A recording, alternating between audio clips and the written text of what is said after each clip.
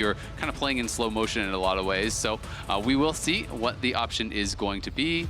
A lot of those big first picks that we normally see people go towards are banned out, and the Renekton's going to be taken away there from Bwipo. That was banned out last game, was dropped for that Cassio ban, and it's definitely kind of considered to be Bwipo's best pick.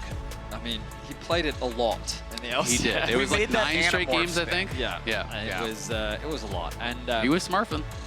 I mean, he values the pick. When we saw him playing it earlier in the Swiss stage, he had the Ivan at his back, so that when he was diving in, at first I thought, okay, he's inting. No, he had the tree. I also thought he was inting. Yeah. His teammate also may have found out, but he wasn't. But he wasn't. The great deception. Kalista going to be locked in for FlyQuest. I say, hang on. For some reason, I'm talking like Bwipo locked in the Renekton. Of course, it's Doran that's locked it in. My apologies. For some reason, I thought the FlyQuest was on the blue side. Doran crucially taking that one away from Bwipo because of how successful he was. Yep, and he's going to lock in the Olaf, which was one of his answers into Renekton in the LCS. This is, again, one of these picks that I mentioned in the last game coming in that he does really favor. The one thing I will say is I think Olaf, if you compare it with like Ivern or some sort of, enchanter, it really can be quite strong. But if you don't have that luxury, which they don't this game, obviously, with the Ivern being banned away, then you really do have to get ahead of the pace of the game, or you can be so useless. And it is going to be Zyra, so a bit of a throwback to kind of the previous meta from jungle. Yeah, very different style from what we've seen so far. If you look at the champions played by Peanuts so far in Worlds 2024, it's been 3 Sejuanis, a Maokai, and a Vi. So 4 tanks and a diver, but all still melee champions, all still engage mechanisms. The Zyra's going to be more of that summer split style that we saw being the meta-dominant version. Yeah, and I mean, there's kind of 2 sides to this coin, because obviously Olaf, you can go CC a Moon and just try to chase down the Zyra, burst her down, but at the same time, it can sometimes be pretty difficult if Olaf is going too far ahead of the rest of the team, the ulti gets dropped in between your teammates and you, the Olaf, from Zyra, and then all of a sudden there's these empowered plants, and it's very difficult to actually follow up on what the Olaf is trying to do. I coin that the Jarvan effect, where I flash EQ ult and then I go, where's no my follow-up? team? Yeah. Where's team? And a perfect ulti here, 4 screens away from you. Why couldn't you get here, Ash? Yeah, exactly. That's why Victor used to be a pretty good answer to things like Olaf, because you put the gravity field between the Olaf who runs through it and everyone else who then can't. Right, and then everybody just shoots Olaf, and all right, we've got a 5v4. But we are going to now get into the second half of the draft with the Ezreal being picked for Hanwha alongside the Zyra. The support for FlyQuest this time around will be the Leona to pair with the Kalista. Very tanky, very effective, just throwing her in there to be that disruptor, space creator, lockdown, whatever you need her to be. But now that we're looking at the second half of the bans, it's FlyQuest getting rid of the hyperscaling Smolder, getting rid of the counter engage of the Braum. Meanwhile, Hanwha Life are going to take out another one of the champions FlyQuest played in game number 1, and another one that Inspired has relied on a lot in the Amumu. Absolutely, and I do think the Smolder is a pretty smart ban here because champions like Zyra really do bring some pretty heavy AP threat, so it is something that can enable a very heavily AD comp. So I do think it makes sense from this situation. Viper on this Ezreal, though, going to be so difficult to actually lock down and burst down. And I want to see what FlyQuest is going to do with their final picks here. If they're just going to fully commit to hard dive, obviously, Mumu banned, Ivern banned. Those are the only champions that Inspired has actually played thus far at Worlds. And I'm curious to see with these banned out if he'll just go towards that AP farming style that he was so well known for in the LCS for most of the season, or if he'll go a very different route. Nunu lock. It's a Nunu lock-in. And he was, Inspired was laughing there. So I wonder if this is going to be like a really heavy gank style, because normally if you play against a lot of the Nunu one tricks and stuff in solo queue, they're just non-stop ganking, rolling snowballs through mid lane over and over and over, making it a bit of a nightmare to actually play against. I think it's more so that style than when you think back to the really old Nunu, where you think it's all about counter jungling. Most of what I have seen is more about fast pace in the jungle and then non-stop gank. So that's kind of what I'm expecting, but I'm going to be really interested to actually see, what he brings out. He has not played this at all in the LCS in his time there. I don't think he's played it I don't know if he's played it in his career. I don't think so. And this is a pick that just it's for sure the first at Worlds. We didn't see it in the LCS a single time in the summer. I don't know if you did. This might even be the first Nunu ever at Worlds. I'm not sure. I'm really curious. No. Maybe in season 2. Look. Maybe in season 2. Maybe that's... Oh, I've got it right in front of us here, there we boys. go, Look at the monitor. First Too Nunu at ambitious. Worlds since 2017 play-ins. I'm just wondering if anyone even played it in a major region in all of summer. It's the guy with one sword. Wow, Yeah, well, when you can't have 2 swords, what are you going to go for? You got to settle. Vedius, I thought we were just bantering earlier when we were talking about trade out We were the having a samurai serious with conversation over here, Yeah. Flowers, and you were just interrupting us. I guess I'm the outside Yeah, man you are. here. Okay, so pairing it with the Poppy knockup. Remember the backup snapcast brother. of Keeper's Verdict can just knock the target up immediately. So there's your enabling for Yasuo on that one. Zyra ulti also setting it up for the last I believe breath. the E also works from Poppy if you insta-ult off of it, Any too. displace counts. Exactly. I don't know if I like Hanwha Life's draft, though. Like samurais with one sword? It is a bit disjointed, I do exactly. think. That when I maybe I just don't fully understand it. It's just that when I look at it, like at its surface, it's like, okay, so you've got relatively short-range Poppy, Renekton, Yasuo. and Renekton Yasuo wants to go in. Zyra and Ezreal kind of want to play for back. range, Yeah. so they kind of seem a little bit at odds with one another. Okay. Meanwhile, FlyQuest composition is very teamfight focused. Again, right? You've got a very solid front line in the form of Inspired and Busio. You've got long-range poke with the Hwei, and then you've got backline access, also with potential side lane threat coming from the Olaf, who I think, especially in the mid game when you're at about a single item, should definitely be able to outduel things like the Yasuo inside. I mean, honestly, for me, all eyes for FlyQuest now. First Nunu at Worlds in 7 years. It's a while. And FlyQuest are locking it in a do-or-die game here for this series. When was the Nunu rework? Was I that don't remember, because man. in I don't 2017? I wonder if it was old Nunu or new Nunu I believe it is Nunu. in 2017. It's the new Nunu. It's the Nunu. Nunu, not the old Nunu. Because it would have been interesting if it was pre-rework and this would have been the first Nunu at Worlds. But either way, very cool stuff funnily here. enough, I sat there and said I didn't think it was maybe first time it was, but then I remember like old Diamond Procs Nunu, and I was like, that's the Nunu I remember. Now you're throwing it back. You know, like, half the audience probably doesn't even remember the old Empire strats where they Sniper sit in a wasn't born. brush. No, don't say that. You're like, hey, take that back. Yeah. It's easy to forget that I'm 31. You're right, but that's wrong. God. All right. Well, we're jumping into game 2. Of course, neither team is eliminated here for viewers at home if you are a Worlds enjoyer. The winner will qualify for the quarterfinals. The loser will move into the 2-2 bracket, which will be the final opportunity to qualify for the quarterfinals. So, Nunu was reworked in patch 8.17, which was August of 2018. So the last time this champion was played at Worlds was the old Nunu. First Nunu at at Worlds. That's okay. Let's see what Inspired's got cooking up here. I'm excited to see how FlyQuest want to play this, want to pilot this. Also back in the mid lane, we're seeing the Hwei here for quad. This is a very traditional control mage type champion. Very little mobility, but a ton of wave clear and a ton of range. The Severing Bolt specifically being that long range execution spell that it's got a lot of skill you got to express to hit it. It's pretty difficult sometimes if you are not immediately accurate. Yeah, it's absolutely true, but I think a lot of cases you're just be looking to try to follow up on what Busio is doing. Yep. You use that point and click CC, follow up with the Severing Bolt. Of course, there is a tremendous amount of damage that can come out from Hwei, but the wind wall can also be very problematic for you, right? So, you know, Yasuo only has one sword, but does have a wall to make up for it. We're never getting past this sword thing. Now, swords are pretty important. It's true. What if you drop your sword? Yone has a backup sword. What does Yasuo have? Nothing. The wind. Yeah, he's got a He can wind blow wall. You on just you really talked hard. about this. Now, because we don't get to see Nunu very often, you'll notice that his clear speed is probably faster than many of you are expecting. Like, when we think about fastest clears in the game, Zyra is naturally the one that immediately comes to mind. Yeah. Part of the reason why she even came into meta was because of all those videos coming out of how quickly she could just steamroll her way through an early clear. But Nunu, I mean, still behind, of course, still a camp behind right now. Peanut still showcasing why this champion clears so fast. Already level 4, hovering around the bot side of the map. But Inspired, just a single camp behind and very quickly making his way through the Croak. Should be able to secure that top Scuttle Crab. Ooh, immediately though. Busio taking a little bit of damage here. Peanut not wanting to allow that Leona to get away with anything.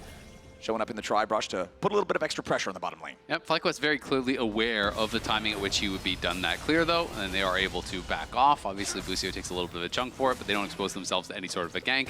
And on the top side, Inspired is just going to be able to take away that. Right there you see is kind of Hwei's only defense mechanism against the Yasuo. You hit him with a fear point blank. Inspired is ready to make his gank in mid lane, but some nice jukes from Zeka get away from the snowball. He still has to flash out to escape the root. Exactly, and this is my experience when I play against Nunu, is that they just farm the side camps and they roll through mid lane over and over and over. It's one of the champions, I talked about it in last game, about how Yone is very difficult to punish ever since they actually move these brushes on side of mid lane out further. You have more and more time to react. Nunu is one of the only champions that it's still so hard to react to, because if he really gets that move speed going with that W rolling the snowball in, even if you see him, you still can't always back off in time.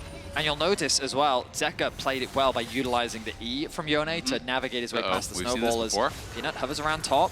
Ghost going to be popped. Goes from Bwipo, but now he's heading back the other direction. That might not be the right choice. Bwipo down to 100 HP. He doesn't want to lose out on all this EXP from the minions. Picks up his axe, throws another undertow back. Doran flashing to guarantee the last turret shot doesn't fire off, but it's still first blood over to Hanwha Life eSports. So Bwipo does everything right, holding onto his W to provide him with the shield to help him tank the dive that's happening. And then with his Q, he tries to clear out as much of the wave as possible. Notice he wasn't that far off level 5. He thought maybe if you could get that level up, there's opportunities there for him to turn it around. But at the very least, he gets the flash out from Doran after applying the slow from his Q onto the Renekton. And it's just really well played from HLE. And it's, again, last game to me was very much just about Peanut and Doran and how they played together, utilizing the Sejuani Jax. In this case, Bwipo had the early push. And so all Doran does is when the wave bounces, he slow stacks the wave, pushes it slowly towards Bwipo. Bwipo is not going to be level 6, so he has no CC immunity. You have a point-and-click stun from Renekton, who he can't avoid because he doesn't even have flash. He's playing Ghost. Flash stun, obviously. In this case, they didn't even need to. But then the root is going to follow that up from Peanut. And they're able to get an easy kill and create a nice advantage there for Doran, who gets a much better buy here. Bwipo with no potion, and it is going to be the steel caps over on the other side for Doran already. Yeah, kind of the ideal first buy for both the top and jungle of HLE, with the plated steel caps for the Renekton, the faded ashes for the Zyra. Everything there is feeling exactly what you would want it to be. You can see the highest level in the game right now is Zeka hitting level 7 first, but hitting level 6 first, excuse me, with Quad right behind him, about to hit the ulti here on the Hwei.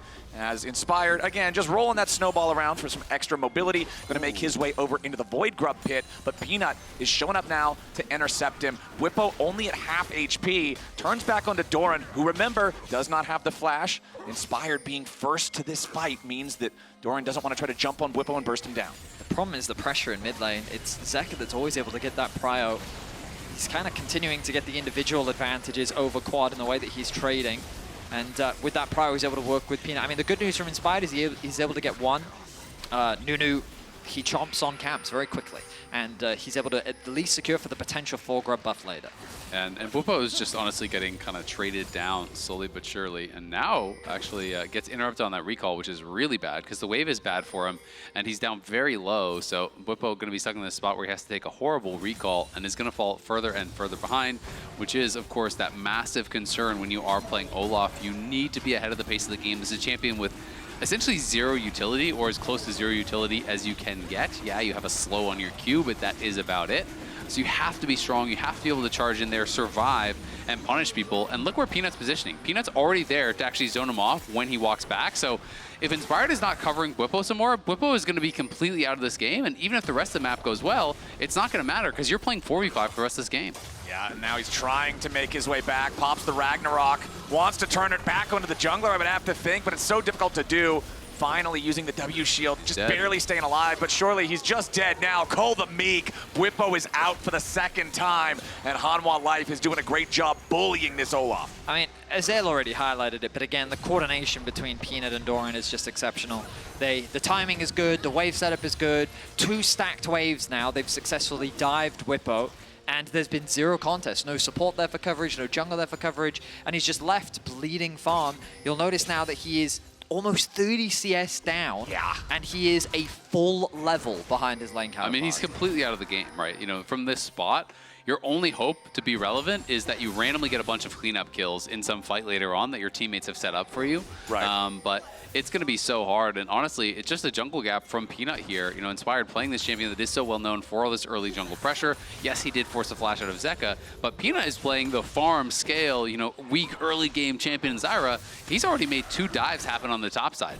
Look, man, if one jungler's getting a flash and the other one's setting up 2 kills, I'll take the 2 kills every day of the week. Peanut having an awesome showing early on here in the first 8 minutes. And the other issue is, if your top laner is completely out of the game just 8 minutes in, now we've got problems. 2 minutes from now, second set of grubs is spawning, and it's already a 2-to-1 lead for HLE with that first set. You're also going to have the Rift Herald showing up. What happens if Renekton is there on a full item power spike, absolutely running away with the game, and Olaf's still struggling?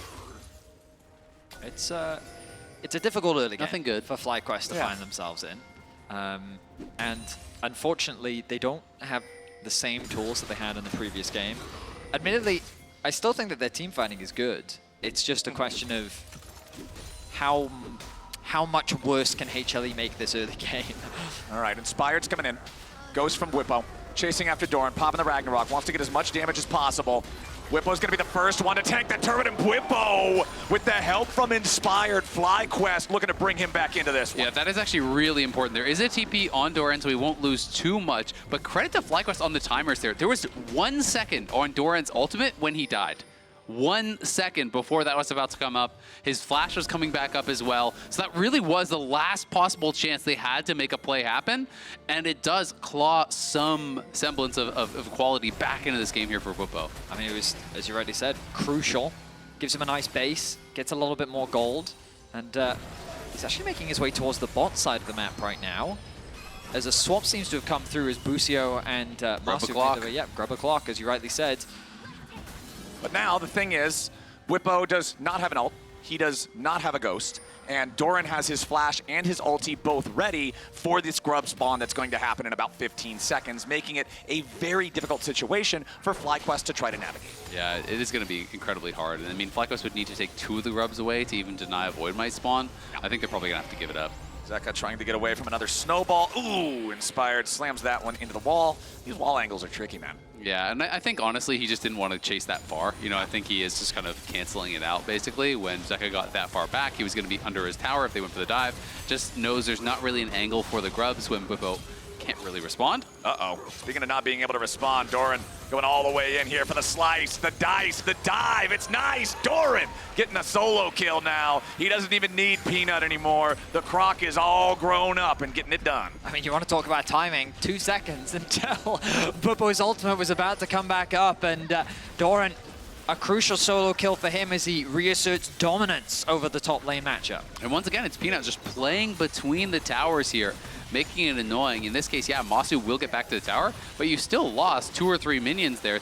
These little incremental advantages that he's helping for his team to grow.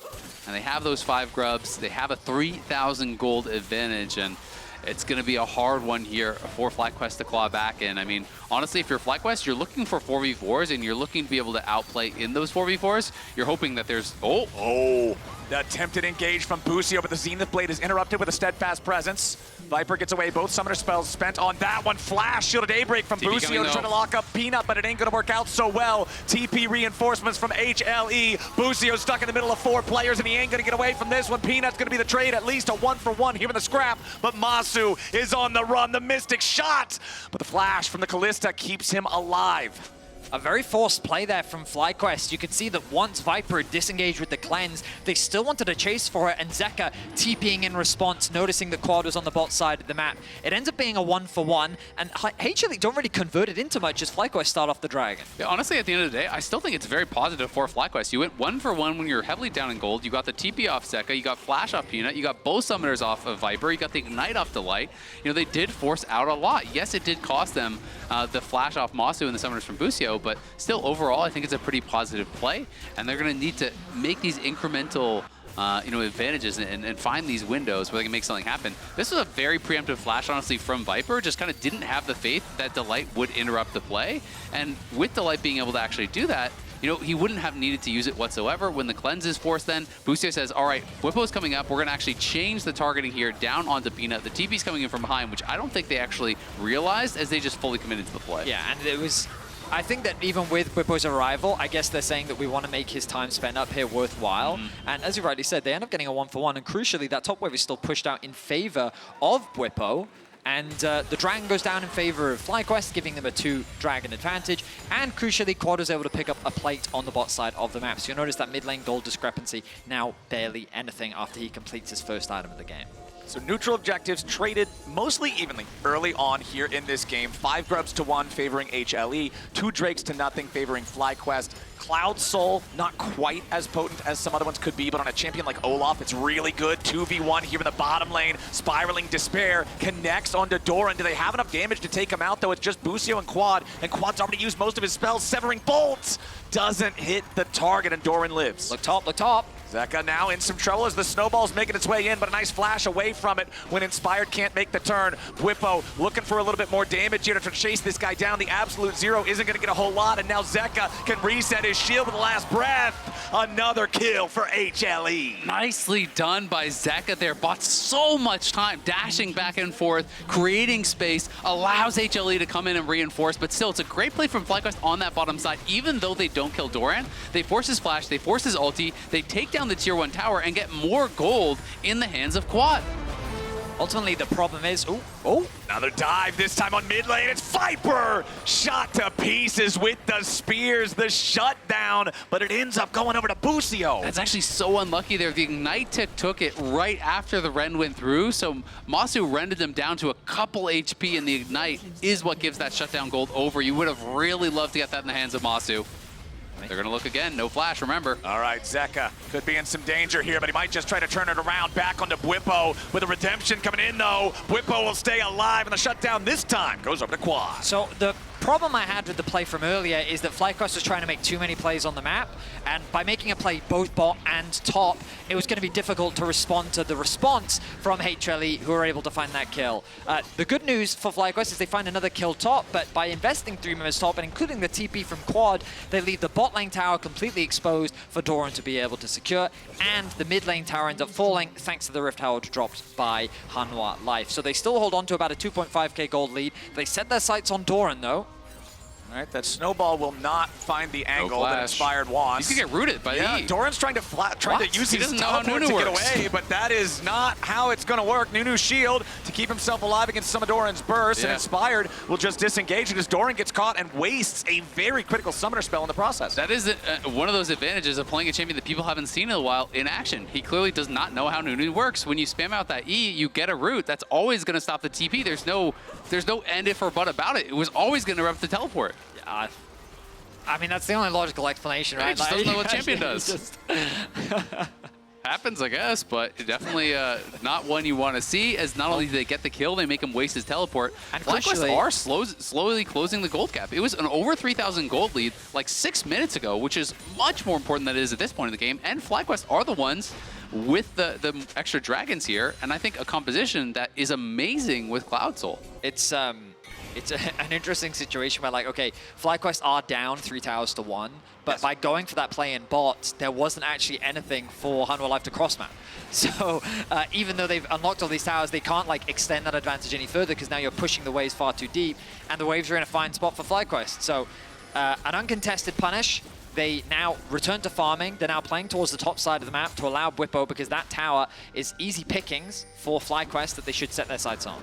Now, the game state still does favor HLE more in this second game than it did at the same time in game number 1. Remember back in game number 1 when we were at a similar point, Isaac, you and I were praising, like, hey, if you're going to tell me that in this head-to-head, FlyQuest is only down 1,000 gold, that feels pretty good. This time around, even if they are clawing their way back, it's still 2,500 gold that they are behind. I feel like if they want to feel good about this game state, they need to win this next Drake, but it's going to be tough. Yeah, and we'll see if they can do it. And they're going to have to put a lot of faith in Massu, in Quad, these carries. Massu has been having a really good World so far, has been standing out. You know, these are his stats so far at Swiss stage.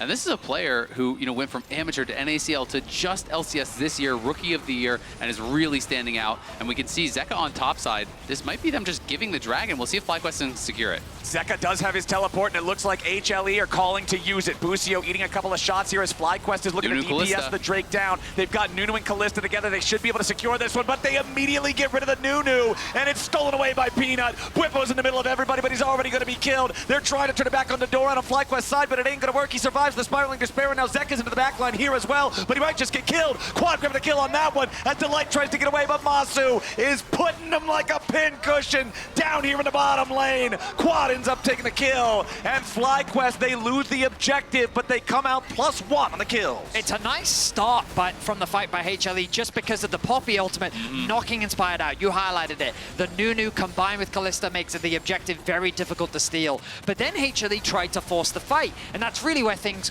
start to fall apart. Exactly. You know, they do go in, they get this rejection. Honestly, they could have comboed it there earlier. You have Smite, Devour, and the Rend from 3K. That should be dead. So a bit of mistiming there. But as they go, we're back to live. We're back to another fight. Peanut's caught. Peanut on this Zyra has his flash, but it's the only escape mechanism available, and it looks like FlyQuest is ready to collapse. Peanut knows there's no point in even wasting the summoner spell there. FlyQuest are really finding their opportunities. They're not just rolling over, they're playing their comp's win conditions here.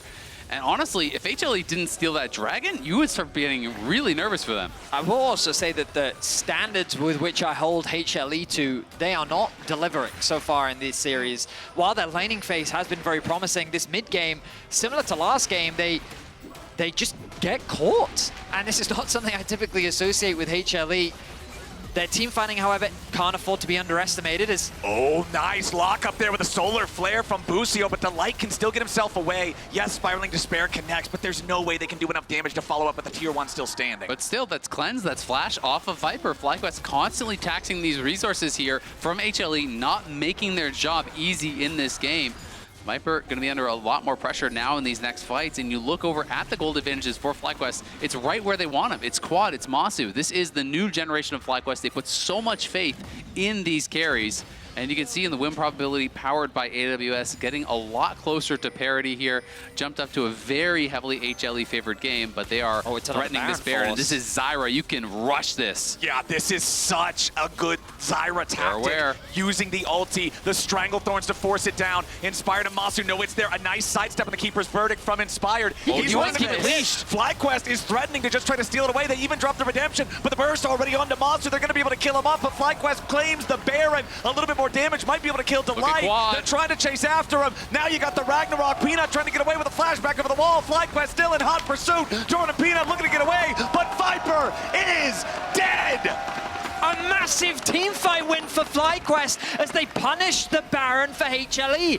It starts off incredibly well for HLE as they target out Massu, but the rest of the fight goes entirely the way of FlyQuest. Exactly, it's just so smart from Inspired. You try to rush that in front of the Nunu's face, he just doesn't let you leash it, and now they're going for Zeka. Busio wants in, they knock Zeka up into the air, but the wind wall is doing a ton of heavy lifting, keeping the Yasuo alive. Busio has gone in too far, Spiraling Despair is there. Zeka survives the explosion, and Doran now chases after Quad. Inspired needs to get the hell out of town as FlyQuest overplay their hand a little bit here in the mid lane. Let's take another look at the Baron steal. Exactly, just a heads up play here from Inspired. They use the Zyra ulti to try to burn this down, and he says, no, you don't get to leash it. I just need to get this thing down to about 3K, and I can actually finish it off. So Bwipo helps focus it. Well, on the side, Zeka gets in onto that Kalista, bursts him down, but Quad over the wall is just shredding them with the AoE, gets so many members down low. Then Bwipo is just focusing on Peanut, who came over to try to steal that Baron, wasn't able to do it. He's out of the fight, and FlyQuest run over him. I mean, it was good a response from FlyQuest because you could see the play from Inspired. I'm convinced that the shot calling was get the Baron. They are happy about that. They were saying get the Baron, get out. And Inspired paths towards the wall, but I swear it was a con from Bwipo that said, no, no, no, we can fight. He hesitates, and then they turn back and for the re-engage, and you can see why Bwipo had that confidence because the damage on your screen showcases he was just tearing HLE apart. And you know what? So much credit to Bwipo. Look at how hard this game was for how it started out. He's actually up in gold now after getting dove 2 times early on a champion that generally needs to play from ahead. He has found ways to be effective, found ways to get gold, and found ways to give FlyQuest a chance in this game. He's also found a way behind enemy lines. Bwipo is on the flank. He's pretty isolated right now. Peanut is already down. Solar Flare sets it up for Bwipo to knock it down, and now it's a double kill. ridiculous. Zeka is already dead here too. Doran running away. FlyQuest pushing again. They are out fighting. HLE and FlyQuest have a 5v3. It's Bwipo on the flank after he forced Peanut's flash over by the Baron. They get in on the backline. They use a Severing Bolt from Quad as well to get the extra damage to finish him off. And they're going to have Prio on this Dragon. They're going to be moving to Soul Point here with the Cloud Soul, with this team that heavily relies on movement. It's going to be strong. Bwipo is a talented man, but I did not know that he was such a proficient gardener. The way that he just cut through that Zyra made it look seamless as they get themselves their third dragon off the game. Wide. That was Bwipo's stats in game number 1. Despite the fact that it ended in a FlyQuest loss, despite the fact that Bwipo getting caught at that Gromp at the end did end in tragedy, here in game number 2, Azael, I think you're putting it perfectly. The early game was the nightmare situation for a top laner. You're down 30 CS, you're down a level, they're constantly diving you, you've got no help, and Bwipo just widened his stance and walked into the mid game. And I think what's crucial is the differences between last game and this game. In the last game, I felt like that FlyQuest were punishing the decisions by HLE, but when it came to trying to take control themselves, it was hard for them. But this time around, I feel like that they have a lot more tools to take control of space. They have the ability to force their way in, and a lot of that comes off the back of this Nunu. Because you just start the snowball, you throw it down a lane, and immediately Hanwha Life always has to respect it. And I have to give a lot of credit to how Inspired and Busio are playing as a duo. I feel like they're really taxing the summoners here nonstop by pushing forward, by finding opportunities to really threaten these carries on the HLE side. And HLE is getting pushed back, but of course they do still have some really strong members on this team, and they could potentially just fight their way out of this. Peanut obviously at a really powerful point in the game. Viper going to be scaling up and really difficult to deal with as he gets towards his third item too. You talked about the value of Cloud Soul earlier, Azael. I mean, look at how speedy Inspired is already. This man is rolling his way across the rift. Doran will use the control ward, but they set the Soul Ball onto Viper. Oh, Viper does get knocked airborne, but they can't keep on chasing. A little bit disjointed there as Inspired walks back away, but they still get the cleanse thanks to the Solar Flare. Although Viper was safe, he was still worried enough about this engage that he used the Summoner. You'll notice though that FlyQuest, they're still overstacking on the top side of the map. HLE are doing a good job of catching waves at awkward times for FlyQuest, which means that they can't properly set up on 2 lanes. So FlyQuest are just constantly looking for opportunities with the snowball. Bwipo. Yeah, Bwipo putting some damage into Doran here, getting a little bit of vengeance for the early game, but Viper is ready to back up his top laner. FlyQuest contesting for the enemy blue buff. There is vision inside this blue buff brush. True Shot Barrage shot out, but it ain't gonna matter. Blue secured there for FlyQuest, stealing away another mini objective from HLE. Now, we don't want to see FlyQuest make the same mistake that they did before, where they failed the siege, and then they were just picking up camps on the map, because HLE, look, you can already see it. Peanut, in the window that you're recalling, moves out onto the map, getting vision control. He's using the window and timing that he has to get information and gather opportunities. And that was how FlyQuest got punished in the previous game, so now they need to focus and start pressuring through 2 lanes to gain more control. But one of the massive differences between last game and this game is that last game it was HLE that were threatening Soul. This game it's FlyQuest that are, right? So they have the ability to show up to the objective, force their opponents to come into them. And you look at all this supportive itemization between Inspired and Busio. They have double locket, they have a redemption on the Nunu here, and they're building for this style to really just enable their carries to try to stop that initial burst of damage that's always going to be coming out from HLE's comp, and then to allow them to take over. And Quad, it feels like, I don't even know if I've seen him use his flash this game. He has been playing so carefully, positioning very well, pumping out damage, and if they can enable him in these team fights, he is going to be such a problem for HLE. Yeah, Quad 3, 0, and 5. 2 items fully completed with the Luden's Companion and the Horizon Focus.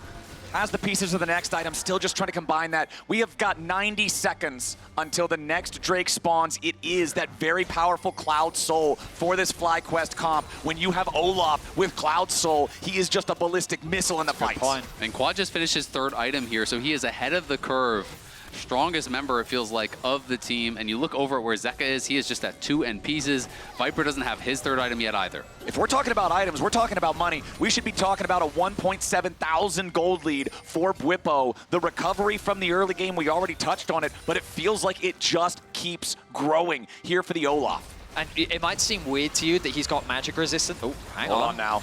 Inspired, eating a little bit of damage here, but they're going to stun up Doran instead. Spiraling Despair. The Sterix Gauge is not going to keep the Gator alive. Baron is up.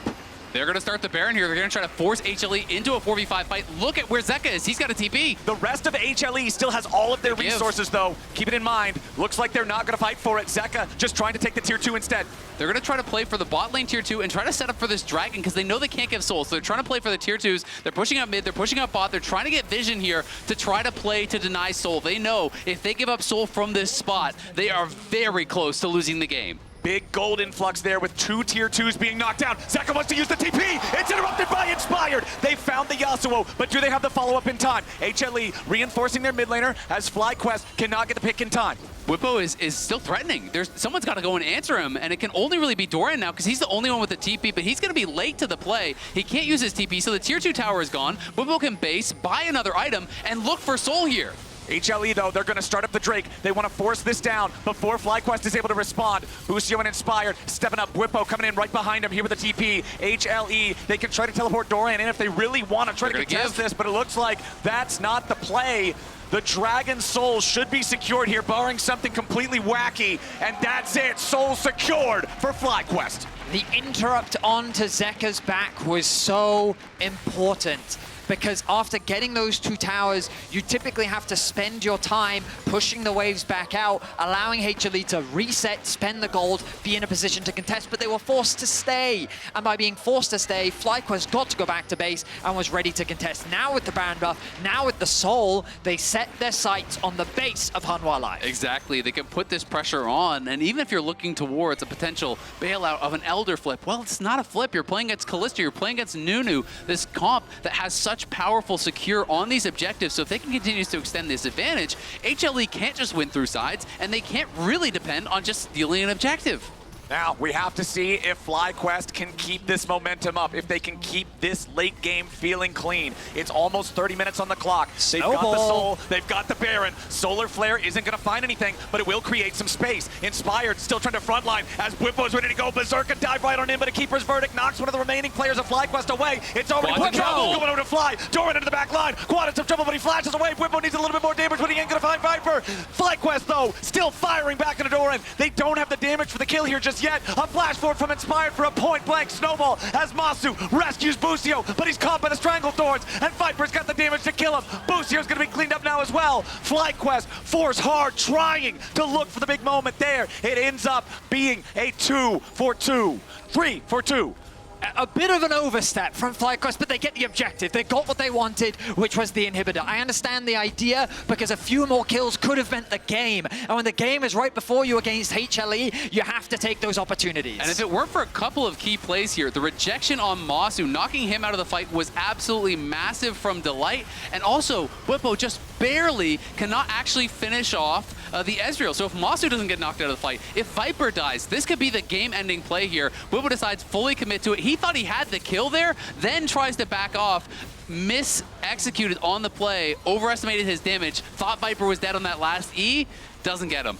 If that axe hits Viper and he can't go back and heal, come back and contribute to the fight here, it might just be the end of the game. You can see the frustration on Bwipo's face, but he's got to get it together, got to keep his head on straight. The game goes on. FlyQuest still up a little bit over 3,000 gold, 2.5 minutes till Baron, 3.5 minutes till Elder.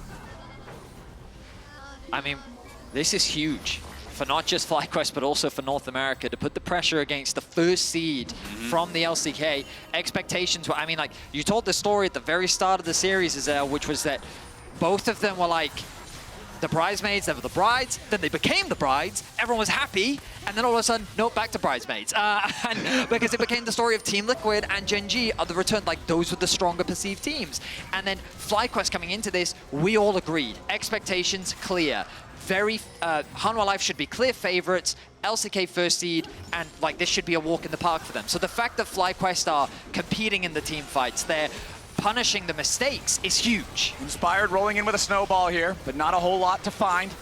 Nice combo though. Snowball into the Severing Bolt. Chunks out Viper quite a bit, and they're going to threaten here. Yeah, they want to fully engage this time. They've got a lot of damage onto the light, and that is an easy pick for FlyQuest. 5v4 now for the next 40 seconds. They're going to continue to push under the tier 3 turret. Stranglethorn's used to not great efficacy. Peanut still trying to get away back through the wall as the Ragnaroking Bwipo zones everybody else out. He's got to be careful about this when he's tanking a lot of damage here from the tier 3 turret. FlyQuest needs another wave as HLE hold on. And they're just trying to force mid because there's the super minions coming in through through bot, so they're trying to draw HLE back towards the mid lane here, but they get a little bit too low.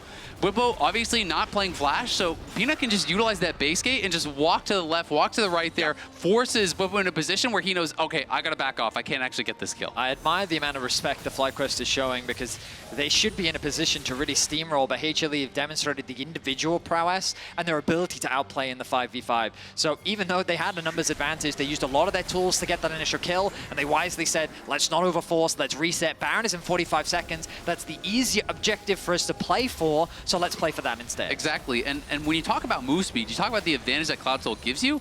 Playing a fight in an open map, it is way more powerful than when you're fighting your opponents by their base, by the base gates. So FlyQuest, no, we have Nunu, we have Kalista, we have the advantage on the secure, and we have the soul to chase you down if you overstep. So it's not a bad decision here to just back up if it's not a guaranteed win by the base and play towards these objectives. Try to get Baron, try to play towards Elder, and utilize these super buffs to close the game. FlyQuest now marching up towards the Baron pit. 10 seconds on that timer. Elder about 60 seconds away. HLE moving up as a 4-man unit. Zeka pushing out the bottom lane wave. He'll be able to join with a TP if that's the call HLE want to make. FlyQuest got the Baron down to about half, and the TP's coming in from Zeka. There's a lot of spears from Kalista in this Baron right now, with Kalista and Inspired together. FlyQuest are going to try to secure it, and they've already got it. Bwipo running into the middle of everybody. Doran trying to do the same thing on the opposite side. Keeper's verdict game going to find a single ejection, as now Doran is already down. Massu's grabbing the first kill. FlyQuest is ready to keep going, and Busio's got a lockup, but he may have gone too far forward. Busio's going to be killed there by the True Shot Barrage. A 1-for-1 trade as FlyQuest claims the Baron. The team fighting press is still very scary from Hanwha Life as FlyQuest overstep a little bit, but crucially the objective is secured. That is what FlyQuest wanted. The Elder in 10 seconds. And part of the problem is Doran will have TP. Busio will not have that teleport, and so they are going to have a potential 5v4 here. So FlyQuest have to make a decision. Do we actually go for this? I think they just try to delay. Look at the supers going bot. The supers are marching bottom lane, but HLE has found their way into the Elder Dragon pit. TP ready to join. Delight is behind. A 4v4 for the next 15 seconds. Doran is still capable of joining. You gotta be careful if you're on HLE. Zeka's here on the front line, but a beautiful True Shot Barrage. Quad's gonna be taken down shortly. Zeka's gonna find him with the last breath, but it's a 1-for-1 trade. Bwipo's still here in the front line. Viper running and gunning. He kites him out. He fights it out. Him against Massu and Inspired. But the Nunu and Kalista together will secure the Elder Dragon. Doran respawns, but he has to defend the base. And now they can try to look to push here. They have the extra man. Busio has respawned. They're going to try to go down towards bot. They're looking to see if they can actually catch Viper, but they're not going to be able to do it. So it is just the objective and a reset here for FlyQuest. The fights are absolutely crazy. I'm genuinely impressed with how Hanwha Life keep these fights so close when they should be so far behind. But ultimately, it is the Elder secured for FlyQuest, and it feels like it's simply a matter of time before FlyQuest close this one out. It's really just all on the back of Viper. It's so difficult for them to get to this Ezreal. He's so evasive. Delight finds a really good angle, though, here, and credit to him. Gets into towards the back line, slams Quad against the wall. He gets knocked up. Zeka flashes in on him, is able to finish him off with his dying breath. And look at Bwipo on the back line. He's able to take out Peanut, but he doesn't quite have any resources left. And you talked about the positioning of Viper. Elegantly dances around the fight, dishing out as much damage as he can. At the end of the day, though, the Elder secured. FlyQuest have all of the tools that they need to get a big win against Hanwha Life. It's a 1.5-minute window here. They've got to get something done now. Only 45 seconds on the Baron, 1.5 minutes on the Elder. If the Baron expires, HLE can just go into wave clear mode and let the Elder expire too. Remember, the Elder is only active on Kalista, Leona, and Nunu. You don't have it for the Hwei, you don't have it for the Olaf. FlyQuest now grouping up here in the top lane. Bottom lane inhibitor exposed, but respawned now for HLE. FlyQuest ahead by about 7,000 gold, but really it's all just about execution now if they want to try to force a fight. Inspired rolling in with a snowball. Baron's got 10 seconds left on it. FlyQuest knows if they want to try to hard force, it's got to be now. The top lane tier 3 turret is down. Top lane inhibitor is down. FlyQuest marching towards the Nexus turrets of HLE. Inspired throws a snowball, but he doesn't want to overcommit here just yet. Elder is still active. They're diving in towards HLE. Delight's going to be here on the front line, already executed by the Elder Dragon. Doran's going to be killed off next. They're doing it! Already dead for HLE. FlyQuest going for the throat. Zeka will not survive. A double kill back over to Quad. Nexus turret still standing, but they're the the only damn thing. FlyQuest, they've still got everybody. It's only Viper to try to defend here at just a barely hanging on second Nexus turret. That one's already down. Nexus turret number 2, it's on its way into the rubble pit as well. FlyQuest defying expectations, taking us to game 3. What a performance from FlyQuest, stepping up, making it competitive in game 1 and taking over in game 2, coming out with clear ideas of how they want to play the comp, of how they want to be able to make this happen, and being able to execute on it beautifully. FlyQuest injecting more hopium into North America than I have seen in years, man. We're going to break, but we'll be right back for the conclusion of the series.